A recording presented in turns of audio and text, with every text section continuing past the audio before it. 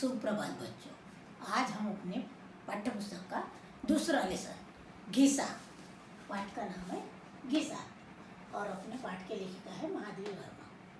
यह एक संस्मरणात्मक कहानी है। संस्मरणात्मक कहानी है। गुरु शिष्य के असीम प्रेम का महत्व समझाया है। यदि शिष्य अपने गुरु से निस्वार्थ प्रेम करता है और गुरु के समझाए मार्ग पर चलकर उन्नति करता है तो गुरु के स्मृतियों में सदा बसा रहता है। यह आपके लिए बहुत प्रेरणादायक कथा है। बहुत सुंदर कहानी है। जैसे आरुणि और उनके गुरु उपमन्यु और उनके गुरु, उन्होंने अपने गुरु को बहुत सुंदर दक्षिणा दी थी। दक्षिणा दी यानी गुरु दक्षिणा महत्वपूर्ण नहीं रहती। उनके बताए हुए मार्ग पर चलना, उनके आज्ञा का पालन करना, यह एक महत्वपूर्ण बात होती है। उसी के ऊपर गुरु शिष्य की परंपरा निर्धारित होती है या गुरु के स्मृतियों में वो हमेशा बसा रहता है। यह एक ऐसी कहानी है, गरीब बच्चे की कहानी है। एक बहुत ही बिना पिता के बच्चा रहता है, बहुत गरीब रहता है, निर्धन रहता है। उसकी माँ उसको पालती है, परंतु उसके मन में शिक्षा के प्रति बहुत लगाव रहता है और वह छुप छुप कर शिक्षा प्राप्त करने का प्रयास करता है। पर इसके लिए ऐसा नहीं है कि वो शिक्षा ले रहा था, अपने गुरु के प्रति आदर नहीं है। बाकी बच्चे भले ही कैसे आते हो, परंतु वह अपने गुरु की पूरी सेवा करता था, लगन से करता था। महादेवी वर्मा इसीलिए कहती कि वो मेरे हृदय में हमेशा के लिए बसा है। इसीलिए इसको संस्मरणात्मक कहानी कहा गया है। ज्ञानार्जन के लिए गुरु जी और आज्ञाकारी शिष्य ही पर्याप्त होते हैं। ज्ञानार्जन यानी ज्ञान को अर्जन करना। सिर्फ अच्छा एक आज्ञाकारी शिष्य होना चाहिए और गुरु की आज्ञा का पालन करने वाला गुरु होना चाहिए। गुरु मतलब ऐसा गुरु होता है जो बच्चों से प्रेम करता है और आदर से उनका सम्मान करता है। यह एक कहानी ऐसी है। घिसा नाम का एक निर्धन बालक रहता है। महादेवी वर्मा हमेशा एक खंडहर जैसे गंगा पार झूसी गांव में जाती थी। वहाँ के वातावरण को देखकर बहुत प्रसन्न होती थी। आपको मालूम है, गांव का वातावरण बहुत ही प्रसन्न मनमोहक रहता है। वहाँ की औरतें सवेरे उठकर नदी पर जाती है, पानी लाती है, रंग बिरंगे कपड़े पहनती है, सुंदर सुंदर चूड़ियाँ पहनती है। उसका सुंदर मनमोहक रूप देखकर महादेवी वर्मा अनायास ही आकर्षित होती गई और हर इतवार को जैसी छुट्टी मिलती थी, रविवार को वह उस गांव में चली जाती थी। फिर उन औरतों के साथ उनके बच्चे उनको दिखाई देते थे। कोई गिल्ली डंडा खेल रहा है, कुछ नदी किनारे कुछ काम कर रहा है, गैया भैंसे हाँक रहा है, इस प्रकार के व्यर्थ के काम कर रहे। उनके मन में यह विचार आया, क्यों ना मैं इन बच्चों को ज्ञान बांटूं या उनको शिक्षा दूं, जिसके कारण उनका जीवन संवर सकता है। और उन्होंने निश्चय किया और उन बच्चों से बात की, उनके माता पिताओं से बात की और उन्हें हर इतवार को जाने का निश्चय किया। पहले इतवार को जैसे ही वह गई, एक पेड़ के नीचे, पीपल के पेड़ के नीचे वह बैठ गई। आजू बाजू में सब बच्चे जमा हो गए। उन्होंने बच्चों को बताया कि मैं आपको ज्ञान देने के लिए आई, शिक्षा देने के लिए आई। तब बच्चे जमा हो गए, उत्सुकता में जमा हो गए। उनके मन में शिक्षा के प्रति या कुछ लगाव या कुछ नहीं, क्योंकि उनको पास पाठशाला ही नहीं थी उनके स्कूल में और पढ़ाने वाला भी कोई नहीं था। वह महादेवी वर्मा के आजू बाजू में आकर बैठ गए। उन्होंने देखा किसी ने कान में बाली पहनी है, किसी ने फटे कपड़े पहने हैं, किसी ने कड़ा पहना है। इस अलग अलग प्रकार के, जैसे गांव खेड़े के लोग रहते हैं, विभिन्न विभिन्न चिथड़े मिथड़े कपड़ों में, किसी ने अपने बड़े भाई के कपड़े पहने थे। इस अलग अलग प्रकार के बच्चों का दृश्य उनको दिखाई दिया। उनके मन में आया कि इनको मार्गदर्शक अच्छा नहीं है, उनको मार्गदर्शन करने वाला कोई अच्छा नहीं है। इसीलिए ये बच्चे कैसे ही, उनके बाल बड़े हुए थे, मतलब बिखरे बिखरे बाल थे, कपड़े गंदे थे, सब साफ सफाई स्वच्छता नाम की भी नहीं थी। पहले इतवार को तो उन्होंने कुछ भी नहीं बोला, सिर्फ बच्चों का निरीक्षण किया और बच्चों से बातचीत की। फिर हर इतवार को उनका यही दिनक्रम था। बराबर दूसरे इतवार को गए महादेवी वर्मा। तो दूसरे इतवार को उन्होंने सब बच्चों को स्वच्छता का महत्व बताया, क्योंकि उनके समझ में आ गया था कि इनको पढ़ाने के लिए इनका मन और तन दोनों ही शुद्ध करना चाहिए।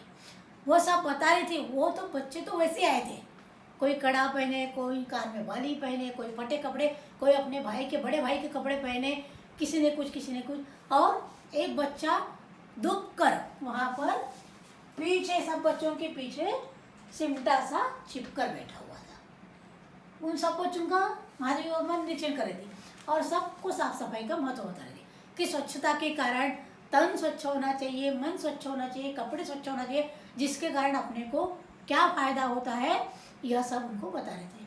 फिर उन्होंने उस छोटे से दुबके सिमटे से लड़के को अपने पास बुलाया और उससे बातचीत की। उसने पूछा महादेवी वर्मा ने उस लड़के को कि बेटा तुम्हारे घर में कौन है? तो उसने कहा मेरी माँ है। उसकी हालत देख कर समझ में आ रही थी कि इसके पास कुछ भी नहीं है, ना उसके पास कपड़े हैं ना कुछ है, कुछ भी नहीं। पिताजी? उसने कहा पिताजी नहीं है। फिर सब बच्चे घर जाने के बाद जब लेखिका अपने गांव लौटने के लिए जा रही थी तब उन्होंने सोचा क्यों ना घिसा के, उन्होंने नाम पूछा, उसने बताया मेरा नाम घिसा है, क्यों ना घिसा के माँ से भेंट की जाए और वह उनसे मिलने चली गई। तब उनको पता चला कि घिसा के पैदा होने के पूर्व ही उसके पिताजी चले गए और गांव में उसको कुछ काम नहीं था, जितना भी काम मिलता था उसमें जैसे तैसे वो दोनों का गुजारा कर रही थी। इसीलिए घिसा के पास ना तो कपड़े थे, उसकी माँ भी छीटे कपड़े में चिथड़ों में लिपटी हुई थी और लेखिका का मन बहुत द्रवित हो गया। उन्होंने उस बात को कुछ भी व्यक्त नहीं किया और फिर अपने गांव चली गई। फिर तीसरे इतवार को वो पढ़ाने के लिए गई। हर बार की तरह घिसा को उसने समझाया मैं तुझे पढ़ाऊंगी और पढ़ाने के लिए आते जाना, क्योंकि लेखिका की और घिसा के माँ की बातचीत हो चुकी थी। उन्होंने कहा हमारे पास पढ़ाने के लिए पैसा नहीं है। महादेवी वर्मा ने कहा कोई बात नहीं, आप पैसे भेजो, मैं इसको पढ़ाया करूँगी। परंतु घिसा बाकी लड़कों की तरह नहीं था।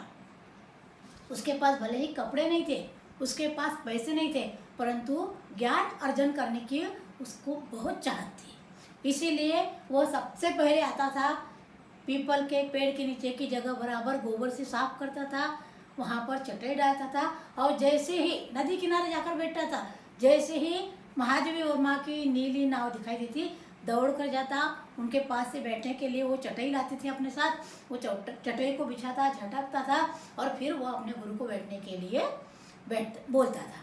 इस तरह वो हर दिन प्रतिदिन हर रविवार को जब जब लेखिका आती थी तो घिसा अपने गुरु के बराबर सेवा करता। धीरे धीरे दिन बीतते गए। लेखिका को ऐसे लगा क्यों ना मैं इन बच्चों के लिए कुछ मिठाई लाऊं।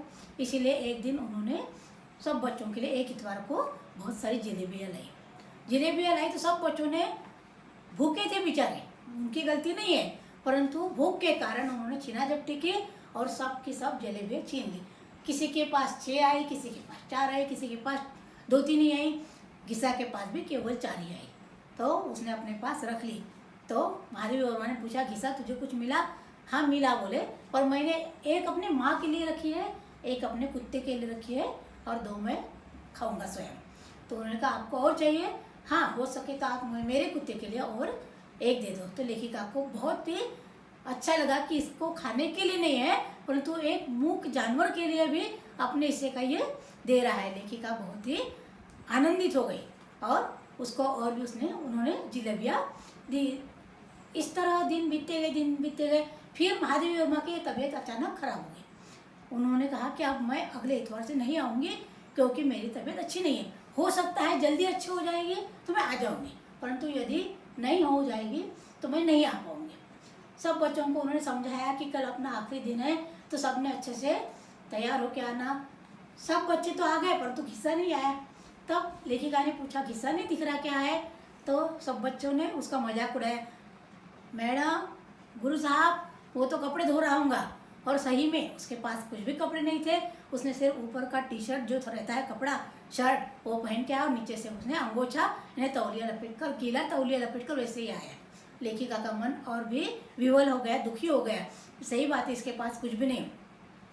फिर दोनों बातचीत करते रहे, शिक्षिका से सभी छात्र बातचीत करते रहे।